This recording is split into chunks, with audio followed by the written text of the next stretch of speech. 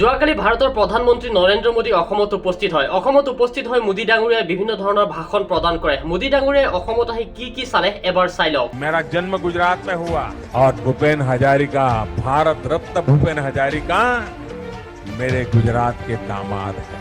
के महान सपूत भूपेन हजारिका, जो दृश्य यहाँ मैंने देखा, जो उत्साह, जो तालमेल मुझे दिखा,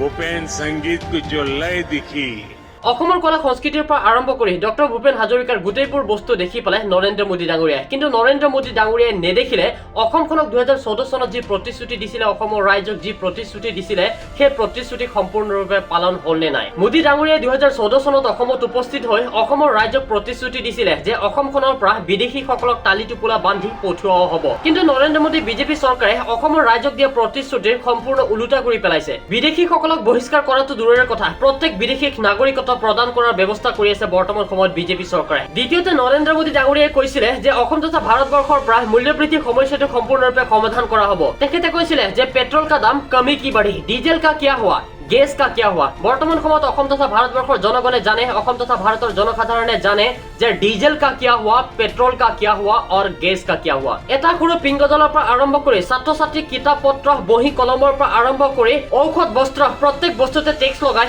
এক প্ৰকাৰৰ দুখীয়া দৰিদ্ৰ জনসাধাৰণসকলক জুৰুলা কৰি পেলাইছে বিজেপি চৰকাৰৰ নৰেন্দ্ৰ মোদীৰ চৰকাৰখনে। কিন্তু অসম তথা ভাৰতবৰ্ষৰ জনসাধাৰণে ভুগি থকা এই সমস্যাসমূহৰ কথা মোদী ডাঙৰীয়াই কেতিয়াও উল্লেখ নকৰে।